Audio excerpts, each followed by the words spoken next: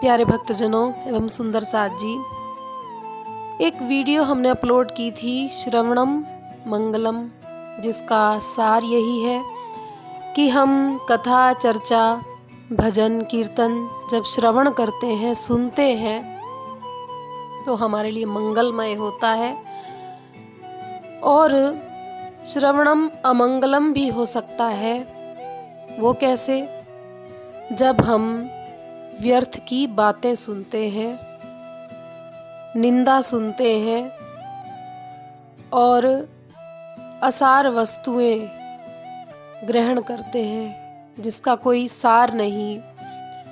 कहीं भी बैठ करके किसी की भी चुगली सुनना, किसी की बुराई सुनना, बुराई करना भी महापाप है, महाअपराध है, और सुनना भी महाअपराध है।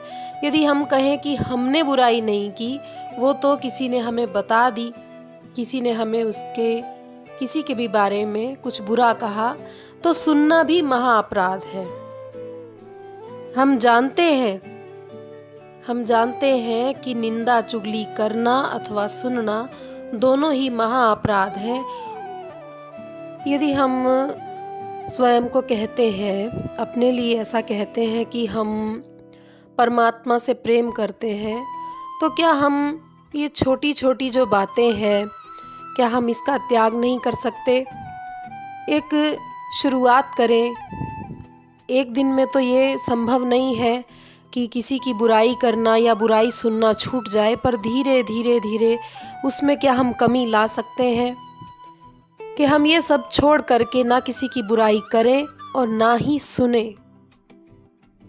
तो हम ऐसा करके एक शुभ शुरुआत कर सकते हैं परमात्मा की ओर बढ़ने के लिए। वास्तव में इस बात को हंसी के रूप में लिया जाता है कि अरे जहाँ बैठेंगे वहाँ थोड़ी बहुत तो किसी की निंदा बुराई हो ही जाती है, कर लेते हैं, सुन लेते हैं। पर ये हंसी हमारे लिए दुख का कारण बन सकती है, क्योंकि वो हमारा जो समय है वो व्यर्थ जा रहा है। और महामती श्री प्राणनाथ जी ने कहा है, तू ना कर निंदा बखाना।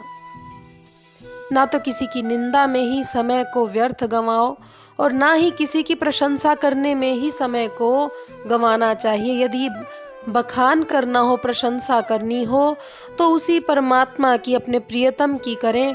और निंदा यदि करनी हो तो अपने जो अवगुण हैं किसी के सामने ना करके स्वयं अपने आप को हम देखें कि हमारे अंदर कौन कौन से अवगुण पनप रहे हैं, बढ़ते ही जा रहे हैं। हमने वाणी चर्चनी इनके माध्यम से परमधाम की लंबाई चौड़ाई का तो पता लगा लिया कि परमधाम की लंबाई चौड़ाई क्या है।